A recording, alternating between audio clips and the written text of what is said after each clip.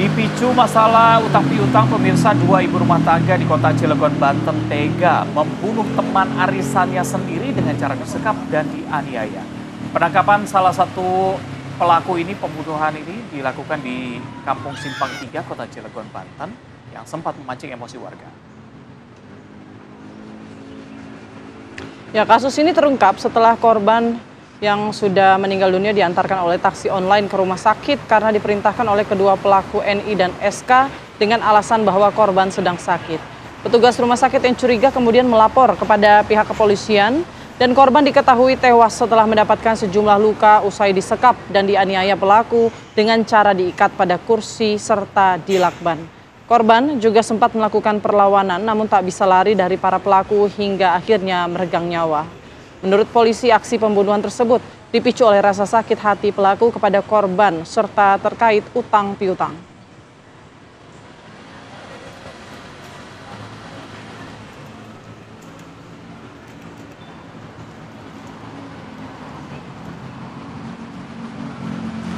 Sejauh mana perkembangan dari kasus ini, kita sudah tersambung dengan Kasat Reskrim Polres Cilegon AKP Hardy Medikson Samula. Selamat pagi Pak Kasat.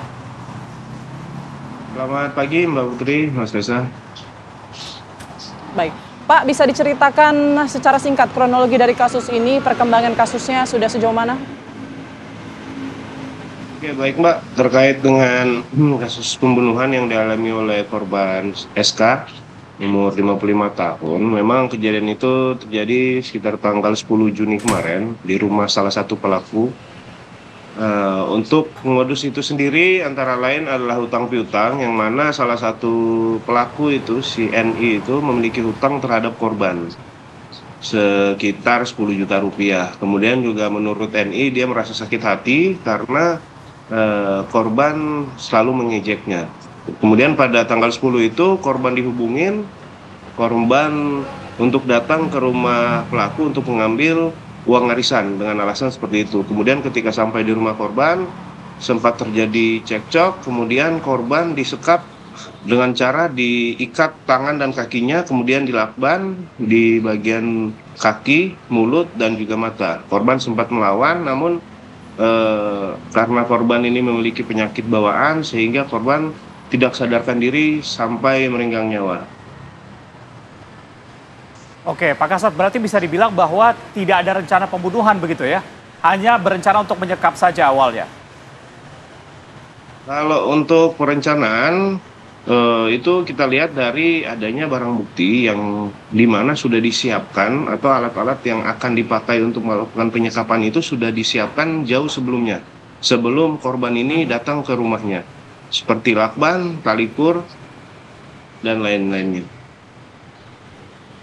Baik, artinya sudah ada perencanaan begitu ya Pak Kasat ya. Tapi kita ingin tahu juga penganiayaan seperti apa yang kemudian diterima korban. Apakah mungkin ditemukan juga senjata tajam atau benda tumpul di sekitar lokasi?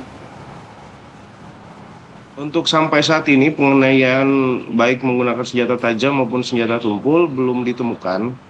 Karena menurut keterangan dari para pelaku juga mereka tidak melakukan penganiayaan, hanya melakukan penyekapan, menutup mulut, mata, mengikat kaki dari korban tersebut. Oke, Pak Kasat, proses penyekapan yang dilakukan oleh pelaku hingga akhirnya korban meregang nyawa berapa lama saat itu? Itu kurang lebih sekitar 30 menit sampai 1 jam. Kalau untuk permasalahan utang piutang ini sudah sejak kapan, Pak? Jadi korban dan pelaku ini sebenarnya baru kenal sekitar 1 bulan yang lalu. Karena salah satu pelaku si NI ini sering datang ke rumahnya korban, kemudian juga meminjam uang sebanyak 10 juta dari si korban. Si korban ini meminjamkan saja, jadi sekitar kurang lebih sebulan yang lalu. Untuk arisannya sendiri apakah sudah lama?